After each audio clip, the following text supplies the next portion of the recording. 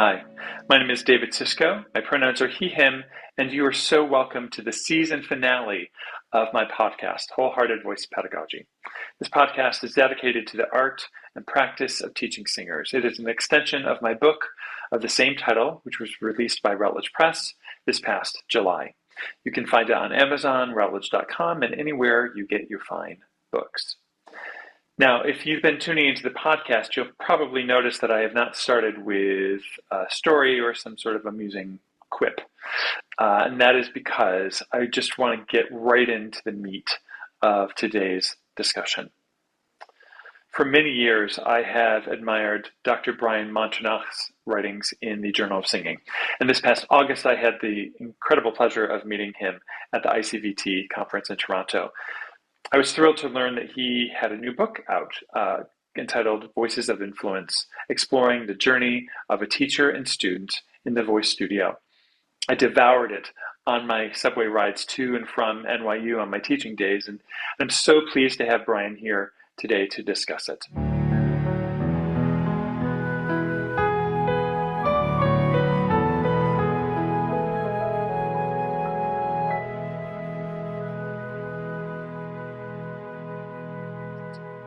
Brian Manternach, he, him, is an associate professor in the University of Utah Department of Theater and a research associate for the Utah Center of Vocology, where he is on the faculty of the Summer Vocology Institute.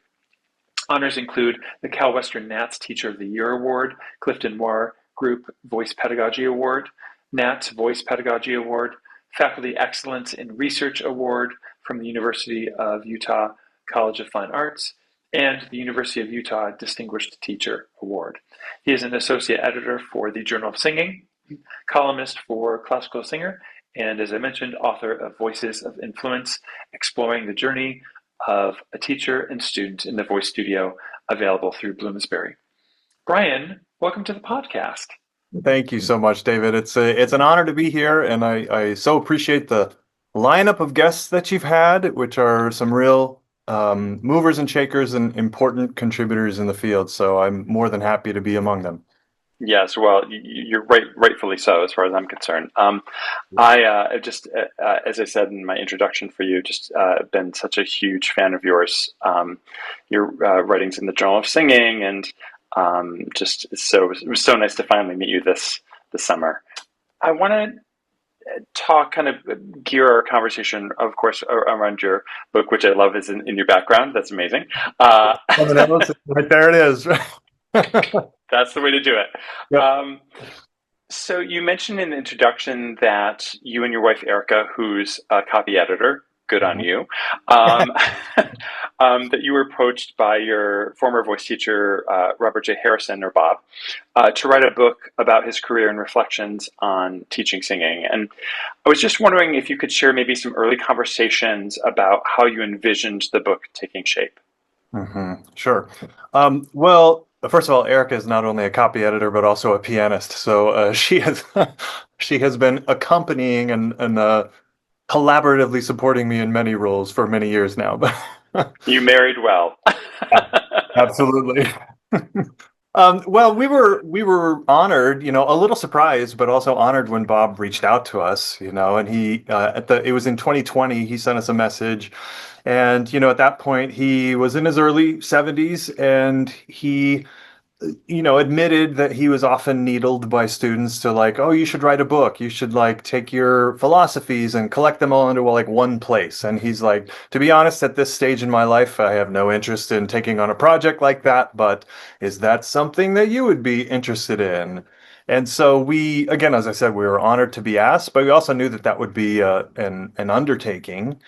And probably confounded, as we discussed with him, and he readily admits to, that he is a wonderful teacher and well-known in pedagogical circles. I worked with him at Indiana University. He taught for 20 years at the University of Colorado School of Music in the lineage of Burton Coffin and Barbara Dosher. But Indiana specifically sort of has this trend of hiring people fresh from the Metropolitan Opera stage, or people who are actively continuing to pursue high-level performance careers while they're teaching. And that was never Bob's path. It was just something he never pursued. He did work for 5 years in New York, but most of his singing was as a chorister with different organizations. So we wondered specifically if we're writing like a teacher tribute book, then would there be a wide enough audience of people who even know who he was? And so, though, as his student, I can certainly attest to the efficacy of all of his wonderful teachings and practices. How could we really kind of create an audience for the book? You got to have a gimmick, right? You got Yeah. to. So that's when we sort of started thinking about really using it as a vehicle for an exploration of the teacher-student relationship.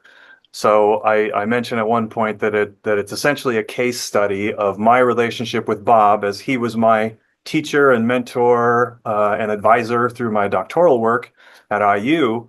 But hopefully we could tell it in a way that weaves in stories about how artists develop and how teachers develop and how our pedagogy is influenced by a variety of factors, positive and negative.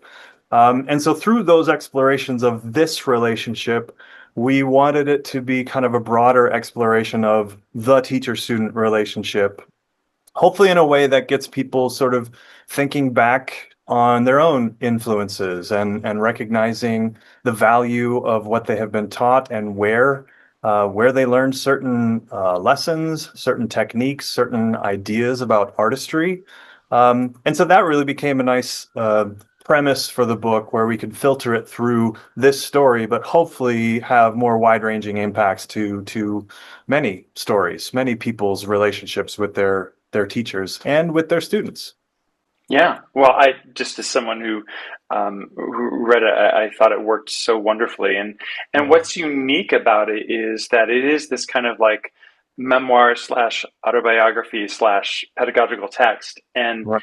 I'm sure that that presented challenges as you were Right. writing it. And so I was just wondering, could you share a little bit about, maybe was there an evolution in terms of finding the balance between those things? Taking was it 20 hours? Did I remember correctly of interviews you did, Yeah. and bringing that into your reflections, and it's a lot to kind of balance.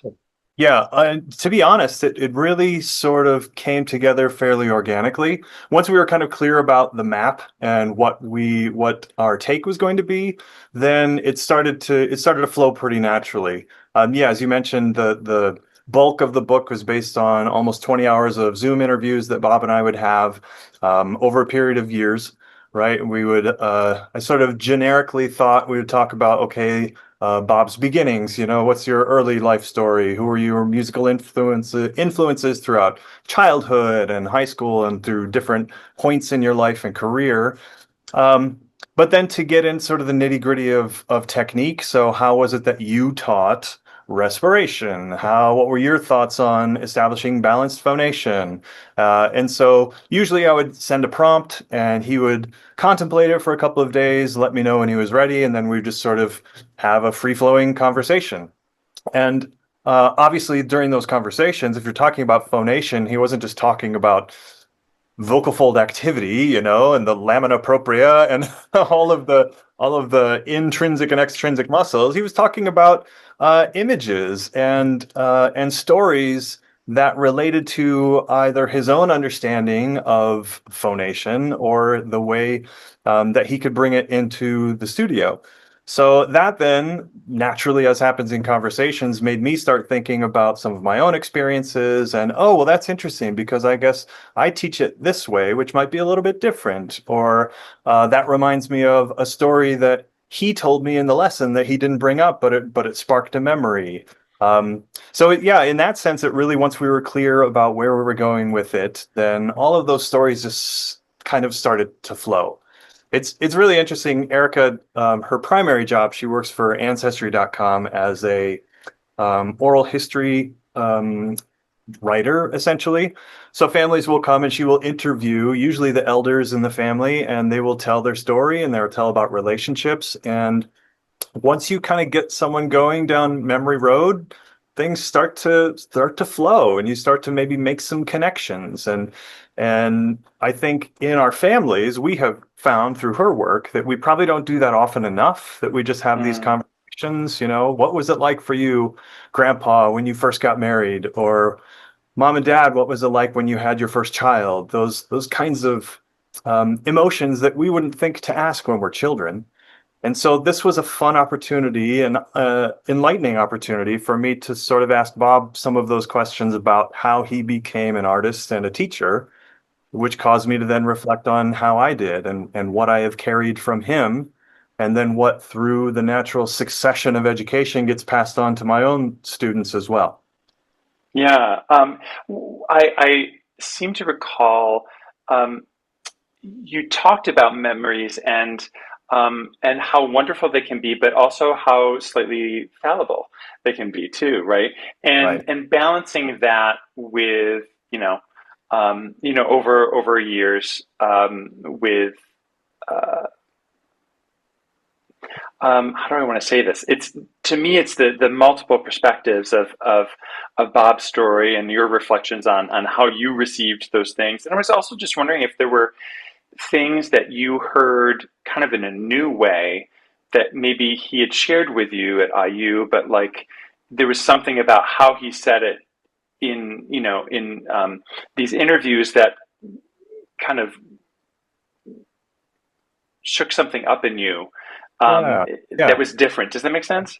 Sure, absolutely. I mean, I can think specifically of a case of something that he didn't say in lessons, where through our conversations, when we were getting more granular, I started to understand really how thorough his knowledge and his understanding was of voice science and its application in the voice studio.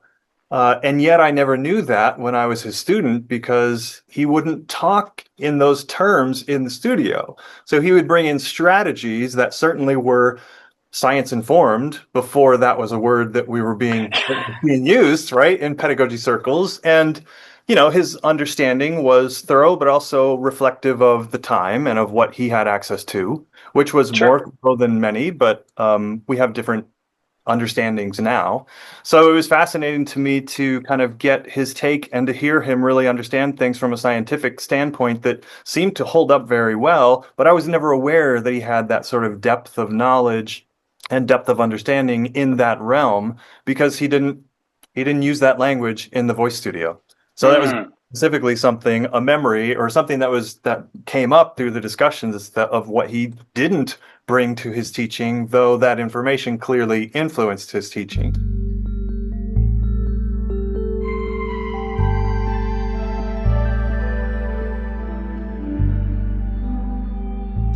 one of the things that I love about this book is how you share Bob's reflections and then reflect on your own teaching strategies, right? And there's some times throughout the book that you thoughtfully point out that there are differences of perspective between the two of you, and it reminded me that we're often asked to walk a tightrope between honoring the past while also taking in evolving research and kind of best practices. And so I'm wondering how do you find that balance for yourself as a teacher, and how are you working with your students to be aware of that balance as well? Sure. Yeah, that's an important perspective when we start looking back, right? Is we can make the mistake of just verbatim doing teaching in the way that we were taught, which may work effectively for some students, but may not be what every student needs. So I think we need to be flexible. We need to be curious. We need to continue growing and expanding our understanding of all of the things that a voice teacher needs to know, while also recognizing that we can't know all of it, and we're all constant works in progress. But I also think it doesn't really honor Bob for me to ignore the ways that we differ, right? Mm, I think it becomes problematic when we look to our founding fathers and mothers, whether those are pedagogical or any other realm, and deify them as people who were maybe infallible or who knew everything.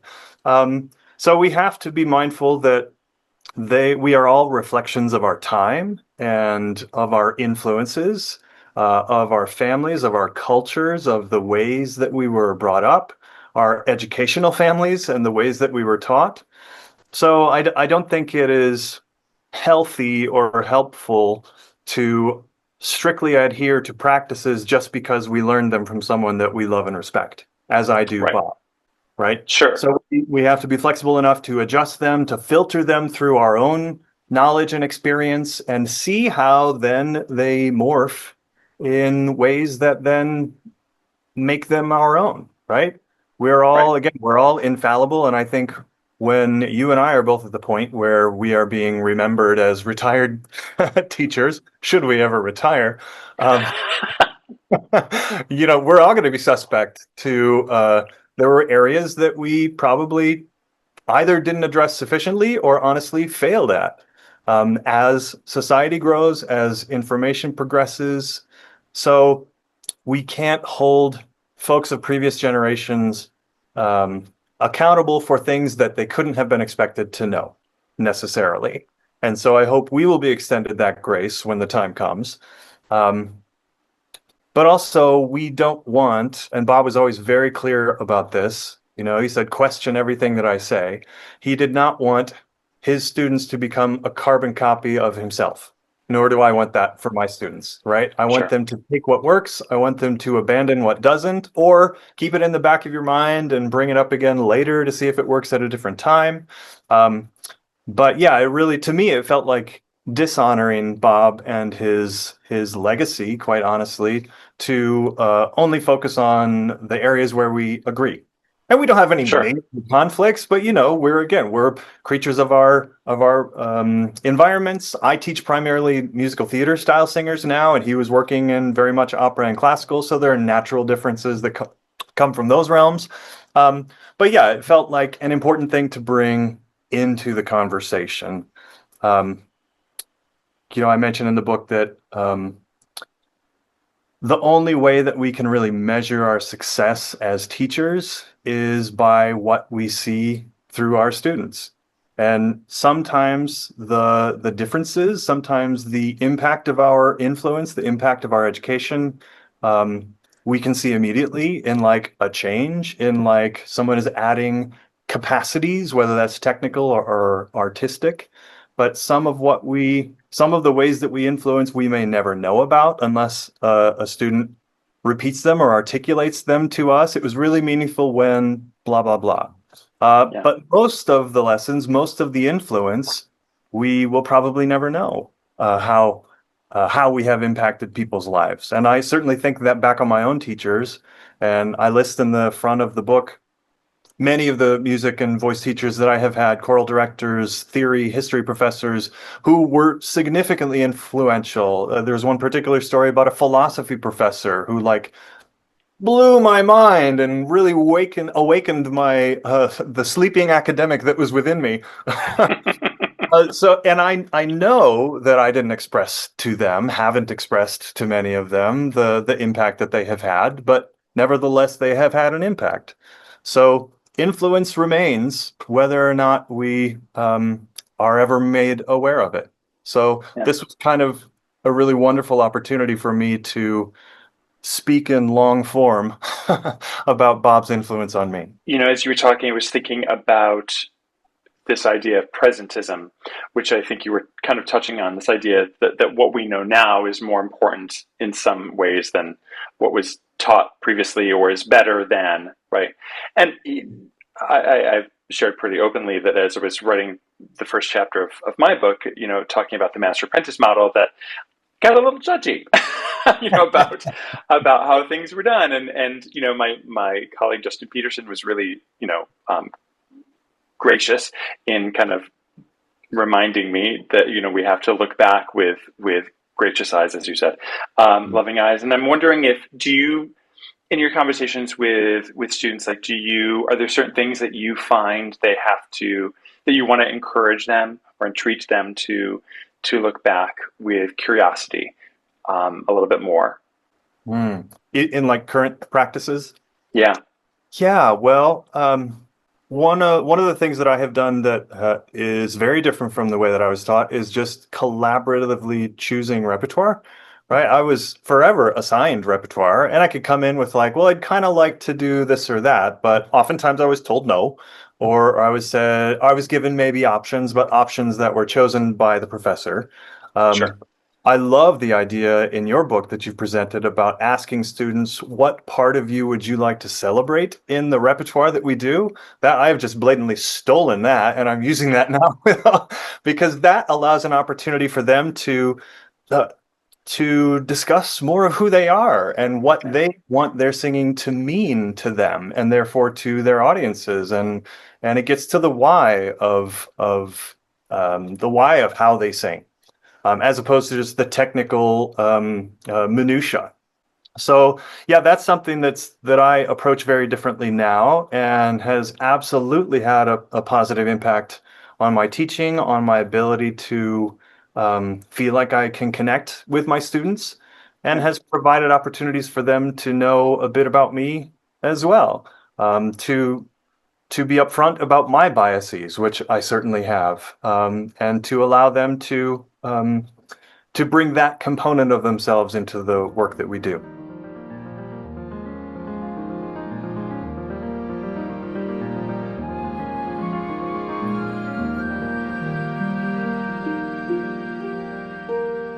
One of the things I was really touched by, among many, is you're talking about your mom and your dad and the kind of ways that you see them reflected in you, but specifically in how you teach. And I was wondering if maybe you could share a little bit more about that. Sure. Thank you for asking about that. My parents were obviously my first teachers, along with my siblings, and continue to be. I continue to learn from them, and um, as I'm getting older, I can recognize more readily, I think, the things that I can probably attribute to them. Also, as I'm getting older, I have to be more intentional and conscious about the things that I might not want to emulate, the things that I was taught that I may not want to emulate, the same as I do with all of the teachers I've had, as I'm Sure. sure students do with me. So, he was really good at this, but this area, not so great. So, but there are easy characteristics I can definitely point to. My mom, Carolyn, is a detail-oriented person. She is a fixer. I mentioned that when she comes to our house, she will notice some detail about the house that we have never noticed ourselves, though we've been living there forever. Um, that she had always throughout our childhood had projects that she was working on. She's the only one in our family who is really like a fixer, who like if something breaks down, she wants to fix it herself, and Mm, is very intuitive about how to do that. And often, like one of her most favorite things to do is to find things that have been discarded and find a way to make them useful again, or appreciated in a different light. So that's something that I can appreciate about her, even if it isn't my default way of being. But with Jerry, he is a much more big picture kind of guy. He's very philosophical in the way he thinks. Philosophy was one of his majors. Um, and so he likes to talk in these sort of wide-ranging conversations about how people are and about how we think. Um, which means that sometimes he's got his head in the clouds a little bit, and he doesn't always, when we're all together and conversations get a little fast and we bounce from subject to subject, like 10 minutes after a conversation topic has passed, he'll have something to say because about the previous conversation after we've moved on. Because he's been thinking about it. He's been processing it that whole time. There was one story, I think it was my sister called home from college one time, and she's like remembering, she's like, Dad, I remember you had Man's Search for Meaning, the book Man's Search for Meaning on your shelf. Do you still have that? I'd like to talk with you about it. Uh, I don't remember who the author is. And Mom chimed in and said, Viktor Frankl. And we're like, okay, how did you know that? She's like, I have dusted around that book for 25 years, soaked in the detail of the title and the author. So what I find then is when I'm teaching or when I'm preparing music or anything like that, my natural inclination is probably to be more like dad, where I will just let the sounds of the music wash over me. I will look for like the big picture of the impression that it might give. But when I think with mom's influence, I start digging in on the details and I notice harmonic relationships and melodic fragments that reappear. And I start to get into how the text was set by a composer. And I get into more of the why and the nitty-gritty again of how it was constructed, which then feeds my interpretation or the thoughts that I bring to the overall presentation. But it's something that I recognize. It's very easy for me to say, oh, that definitely came from dad, but this definitely comes from mom.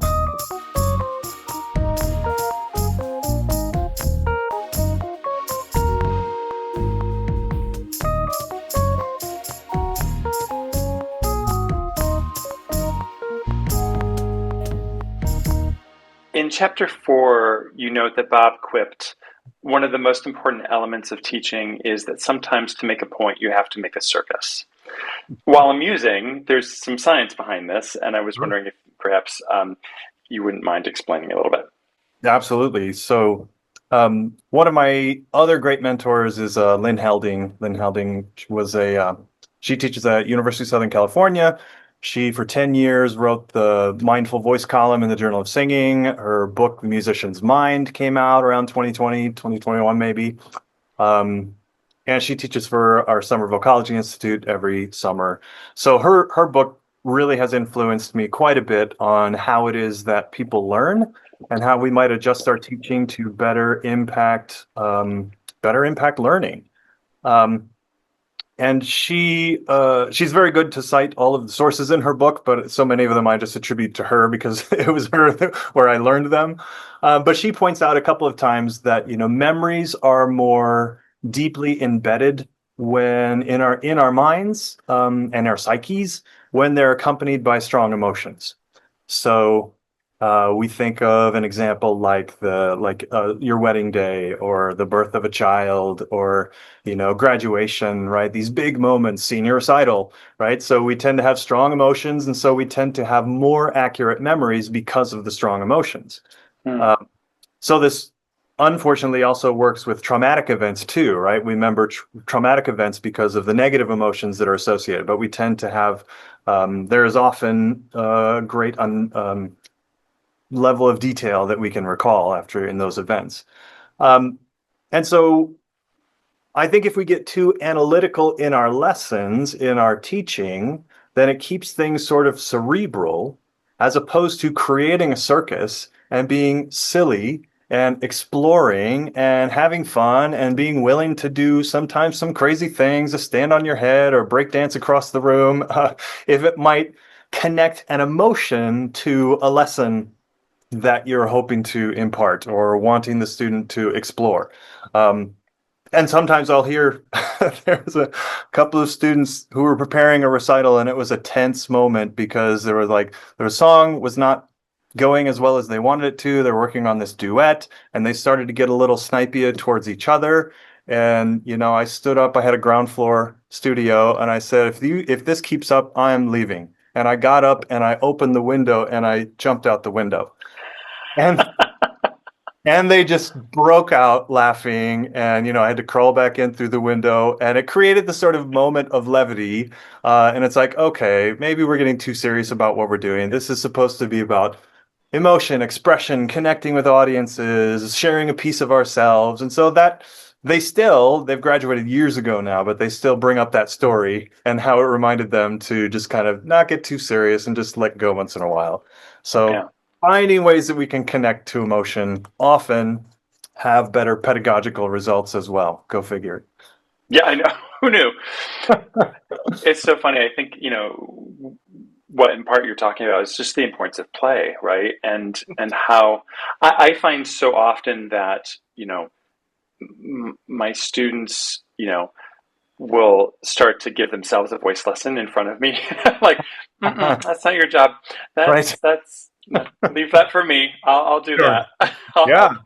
and Yeah. and Well, become dysregulated as a result, right? And so a lot of times that play can bring them back into a place of regulation where they're going to sure. be in connection and obviously do their best work because their diaphragm's not locking because they're not afraid, Sure. Right. right? Yeah. And I write about this in the book that Bob was just kind of an outrageous person by nature. The you know, socks.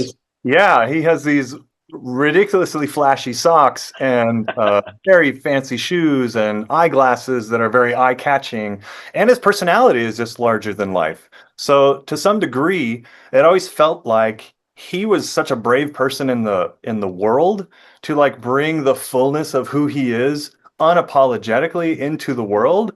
That it felt like we could unlock our own joy, our own discovery, our own keys to who we are. So we didn't have to mute our own light, our own brilliance, because he was just a walking example every lesson, every day of how you can just be out loud in the world. That's beautiful.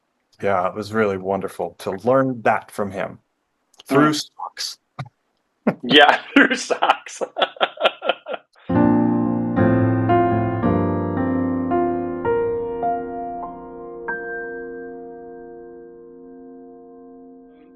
You write in the book, performers then must have sufficient humility to allow ideas to pass through them without distorting their original intent, while also being confident enough to believe they can personalize the material in a way that brings new or unique meaning to listeners.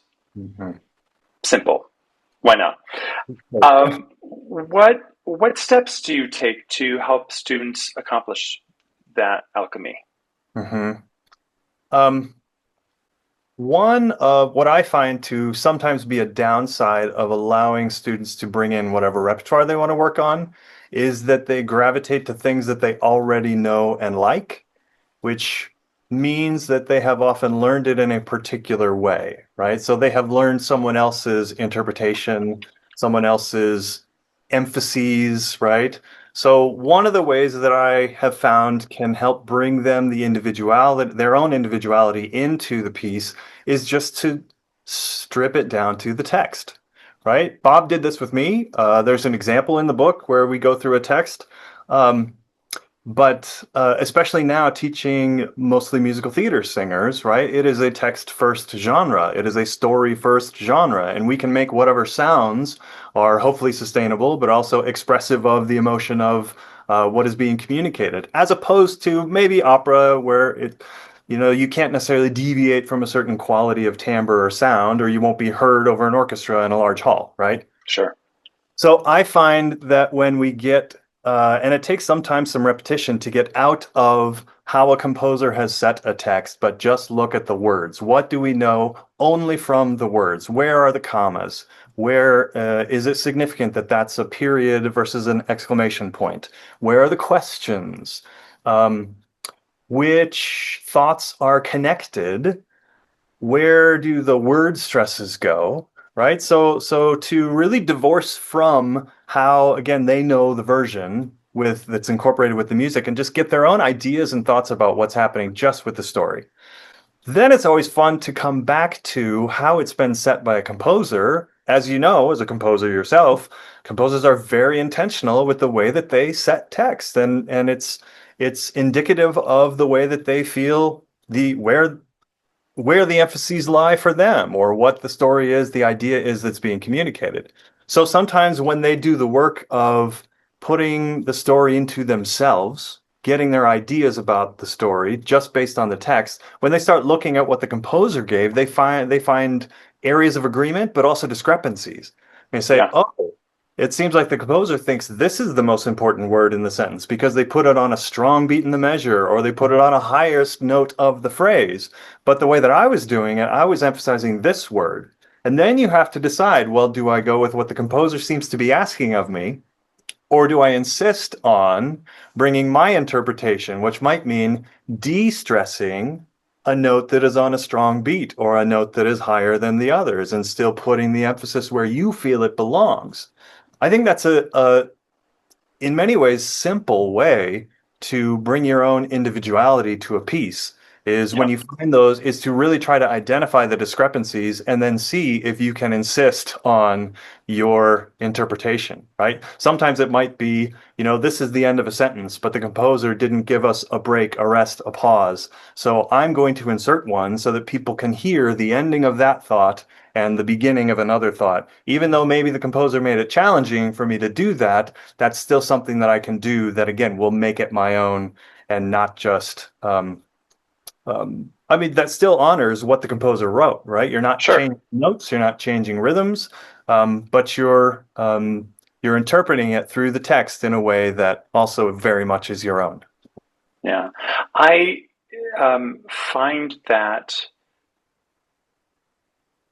students are um, certainly richly rewarded when they do that work, but um, are not always, that's not always their first inclination, certainly. Um, and it's always fascinating to me to, um, I find it, especially in musical theater, that, I always tell my students, I'm like, great, you found the stadium. We have to find your seat.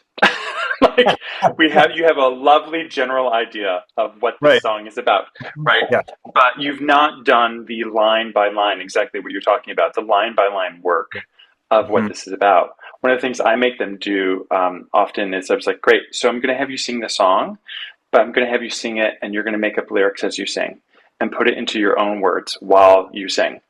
So you have to really think about what you're saying. It doesn't have to rhyme, doesn't have to be the same amount of syllables. We can take it at a different tempo. That's all fine. But you Yeah. have to really think about the words you're using.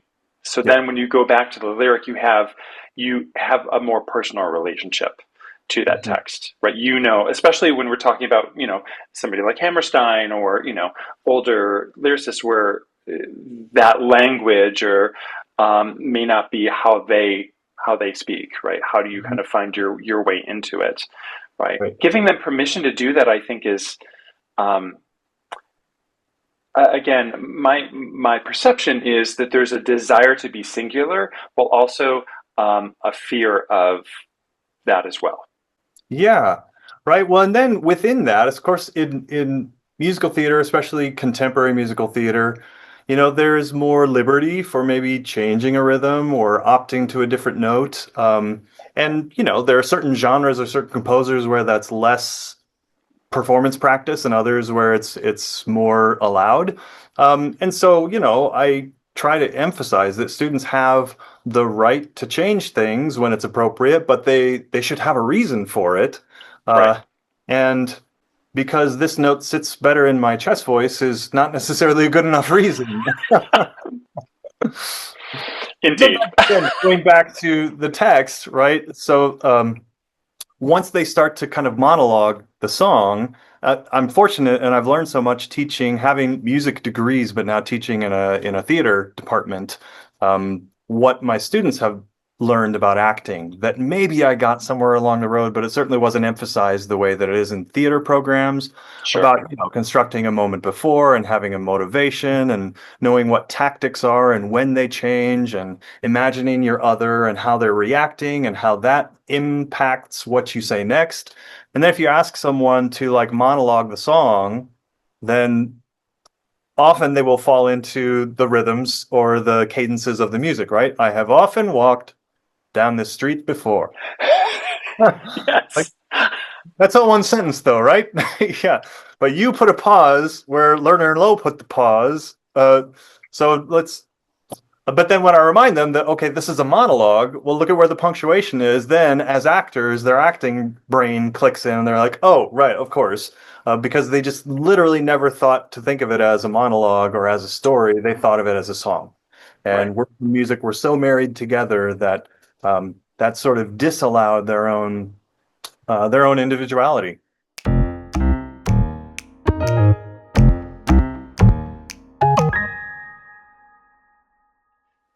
So I want to be a good steward of your time, and there are like so many. I have so many other things I would love to discuss with you, but knowing that our time is starting to come to an end, I was just wondering, is there anything else that you wanted to kind of lift up from your book, or kind of discuss, or takeaways that you want people to have from your book? Sure, yeah. Thank you for that opportunity. I think as a person who creates things, whether that's singing a song or writing an article or now in this case a book, I really believe that people should be allowed to take from it what they want, and again, sort of discard what doesn't work for them.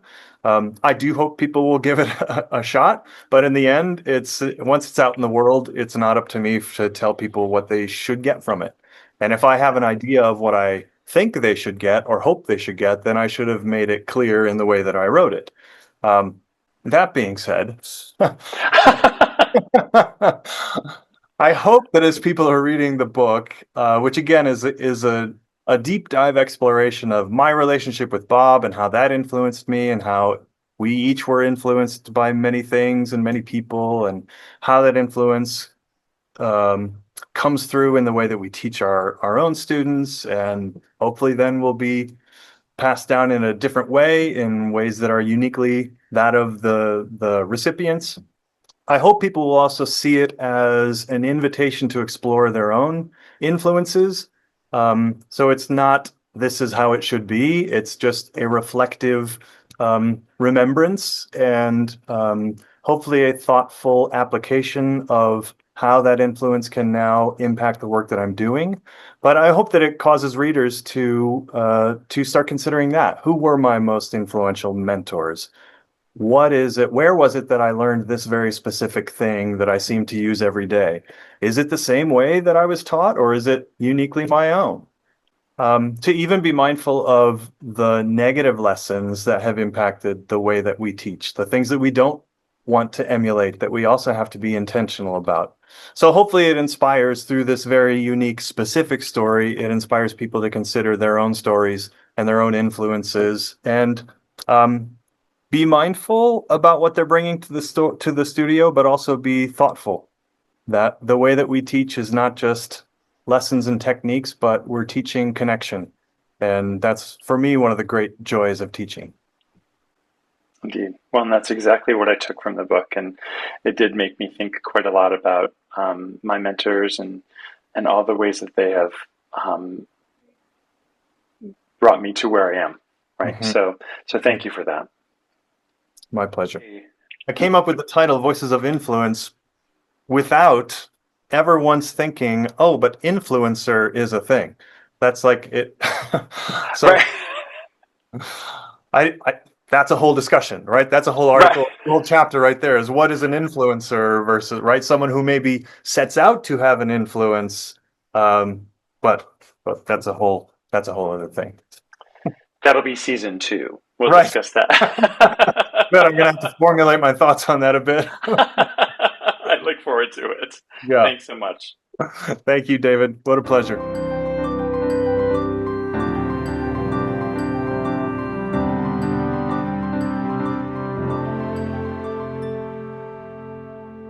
I hope you enjoyed today's conversation as much as I did. I'm curious, do you have a Bob in your life?